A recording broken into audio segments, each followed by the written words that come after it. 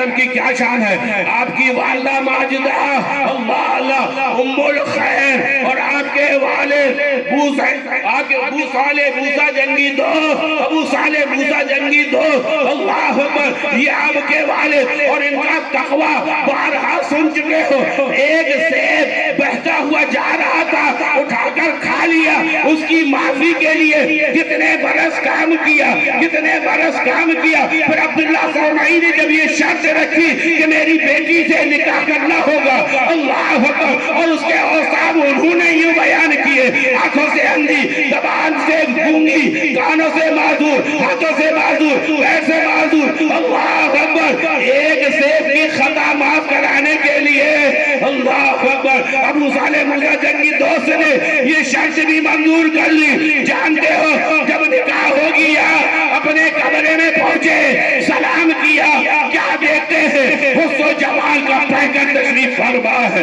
الٹے پاؤں لوٹ گیا ہے، سسر باہر ٹہل رہے تھے، سمجھتے ہوں گے، جانتے ہوں گے کہ میرا داماد ابھی لوٹ کر آنے والا ہے۔ جیسی ملاقات ہوئی، پوچھا بیٹا کیسے ہے؟ کہا حضور معلوم ہوتا ہے کوئی دوسری دوشیدہ میرے کمرے میں پہنچ گئی ہے، کوئی دوسری خاتون میرے کمرے میں پہنچ گئی ہے، جو اوصاف آپ نے بتائے وہ اس کے اندر نہیں پائی جاتے، وہ تو حسن و جمال کا پیکر ہے۔ عبداللہ صوبہی نے سیدھے سے لگایا، کہا بیٹا یہ میری بیٹی ہے، میری بیٹی ہے، اندھی اس لیے کہا کہ میری بچی نے غیر محرم کو دیکھا نہیں، گونگا اس لیے کہا اوباش کبھی منہ سے بکا نہیں، بہرا اس لیے کہا پوری باتیں کبھی سنی نہیں، پیروں سے معذور اس لیے کہا خلاف شرع کام کے لیے میری بیٹی کا قدم نہ اٹھا۔ میں رات کی تنہائی میں رو رو کے دعا کرتا تھا، اے میرے رب، اے میرے پروردگار، میری بچی اتنی متقی پرہیزگار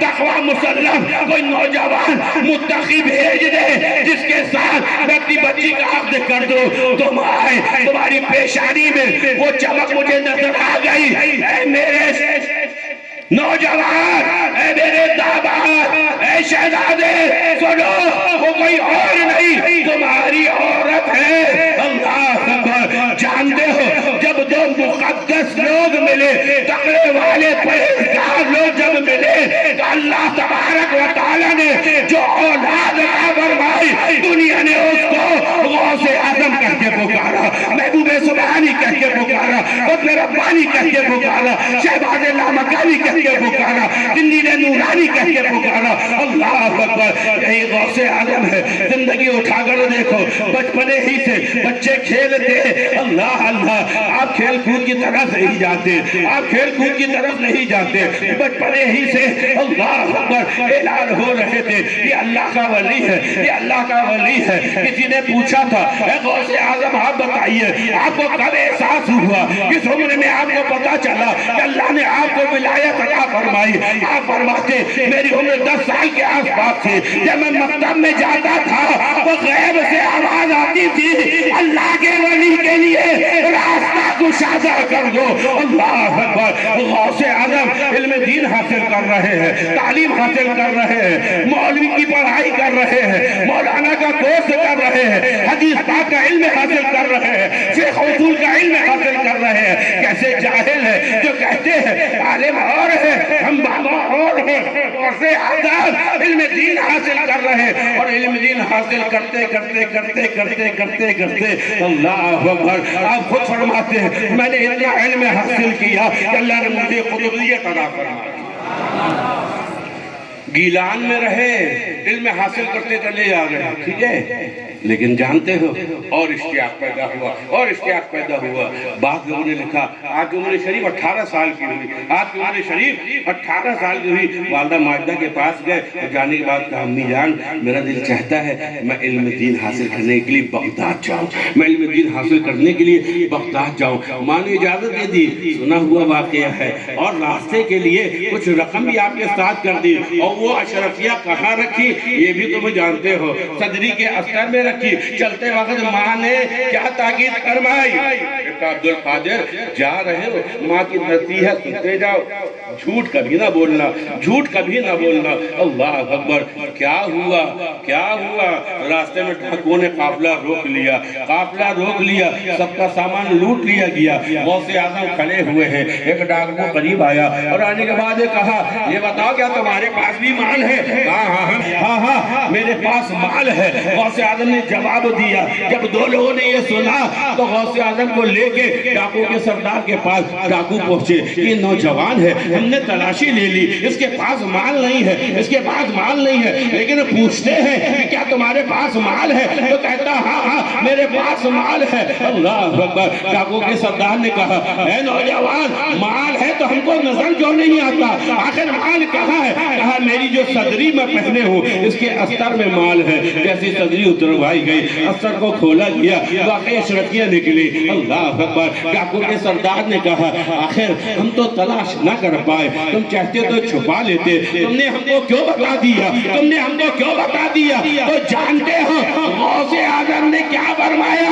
چلتے وقت میری ماں نے نصیحت کی تھی، بیٹا سچ بولنا، سچ بولنا، جھوٹے پر خدا کی لعنت ہے۔ میں نے اپنی ماں سے وعدہ کیا، میں کیسے وعدہ پورا نہ کرتا؟ اللہ اکبر، یہ جملے جب غوث اعظم کی زبان سے نکلے، ڈاکو کے دل میں مشعل کی طرح چبھے، بدن میں لرزہ طاری ہو گئی اور کہا اللہ اکبر، یہ بچہ اس عمر میں بھی اتنا خوف خدا ماں سے کیا ہوا وعدہ پورا کر رہا ہے، ہم کیسے ہیں جو اپنے رب کے حکم پر عمل نہیں کر رہے؟ پورے ڈاکو تائب ہوئے اور توبہ کر کے واپس آ گئے۔ یہ غوث اعظم اور جانے کے بعد بغداد میں کیا کیا؟ علم حاصل کر رہے، علم حاصل کر رہے، پڑھ رہے ہیں۔ اللہ اکبر، ایسا علم، ایسا علم، اللہ اکبر، بڑے بڑے علم والے آ کر آپ کے سامنے ہاتھ باندھ کے کھڑے ہو جاتے۔ پڑھا بھی، پھر تدریس کا بھی کام کیا، پڑھایا بھی، مدرسہ بھی قائم کیا۔ یا اللہ بتا، ذرا سوچ کے بتا، وہ لوگ جو کہتے ہیں عالموں سے دور رہو، تو بتاؤ کہاں لے کے جانا چاہتے ہو؟ ارے ہم سب کی تو تمنا ہے کہ غوث اعظم کے دربار تک رسائی ہو جائے، اور غوث اعظم جید عالم بھی ہے، اللہ اکبر، مفتی بھی، محدث بھی، اللہ کیسا علم بتاتے ہیں بڑے بڑے علم والے۔ ابن جوزی درس دے رہے، آپ کے درس میں بھی بھیڑ رہتی۔ غوث اعظم کا مرید تھا، اس کے سامنے